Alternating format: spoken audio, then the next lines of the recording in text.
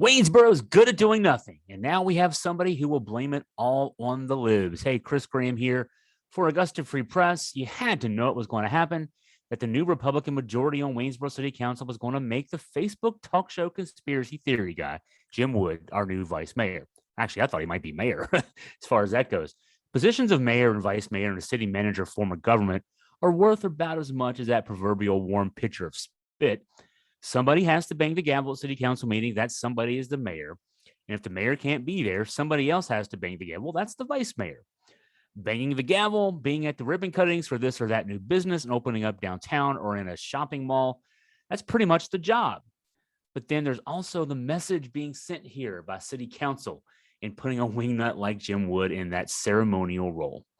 The message pretty much is, yeah, we know we have a lot of work to do, a lot of challenges that need addressing, but nope, we're not going to take any of this seriously. Wood fashions himself pretty much as a poor man's Alex Jones, speaking conservative truth to power on his Facebook talk show, owning the libs, complaining about the 2020 presidential election, the rest. This Jim Wood is now one of the two leaders of the governing body that not only makes decisions about how the city spends its money on schools and emergency services, but also meets with representatives of business and industry looking at Waynesboro as a possible location for investing their time, money, and resources.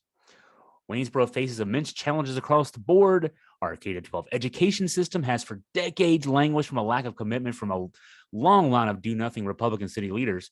And we have a similar issue with a lack of commitment to our infrastructure, which is crumbling around us, and the police force, which is having to make do without a third of its workforce because we can't figure out a way to pay people to actually be able to want to work here.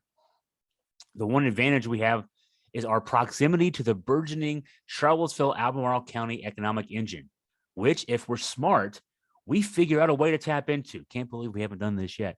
To work to attract business and industry that wants to locate nearby to Charlottesville and Albemarle while also taking advantage of our lower cost of doing business. This gets us to the main problem with having a vice mayor going on his Facebook talk show each week to joke about a guy hitting Democrats in the head with a hammer. The people who are able to locate business and industry proximate to the Charlottesville-Albemarle area aren't the kind of people who want to be in business with a guy who thinks it's appropriate to joke about a guy hitting Democrats in the head with a hammer. That's just logical thinking there. If you need any evidence of what kind of impact this kind of thing has on business, look at Twitter, which it was purchased, just a couple months ago by a guy named Elon Musk, who at the time was the world's wealthiest man, now is not. His efforts to claim ownership of the libs on a social media site have cost him more than half his net worth in just the past 3 months. And it also has investors in two of his companies, Twitter and Tesla, the electric car manufacturer, wondering what the bottom might look like. We in Waynesboro already know what the bottom looks like. It's been 40 years and counting since our heyday as a manufacturing hub of the Blue Ridge. And all we have to show for the past 4 decades is a line of easily forgettable white guys who represented the interests of those those who already have theirs, and whose main accomplishment was making sure nothing was done to improve things so that those who didn't have theirs could get theirs. One thing you can say about Jim Wood, he won't be another one of those forgettable white guys, but he'll still do the bidding of those who have a vested interest in keeping things the way they are. The only difference is going to be style. No doubt the first thing he wants us to do is have Waynesboro declare itself to be a Second Amendment sanctuary city. That's what got him to run for city council the first time back in 2020. That ought to distract us, I would think, from doing anything otherwise meaningful for a few weeks, maybe a few months if he plays it right. And if we can use his weekly talk show rants as a guide, the new vice mayor will also make it a point to use his seat on the dais to stick it to the libs in city government, maybe thunder about whatever conservative talking point nonsense got his attention on his mobile phone on the way to the meeting. With all the challenges we have facing us as a city, this is exactly what we need. Elected leadership that is bound and determined to continue doing nothing and then complain that nothing is being done.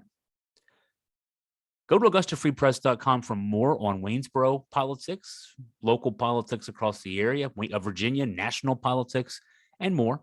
If you have any questions for me, comments, story topics, suggestions for how I can improve my background here on Zoom, email me at chris@AugustaFreePress.com.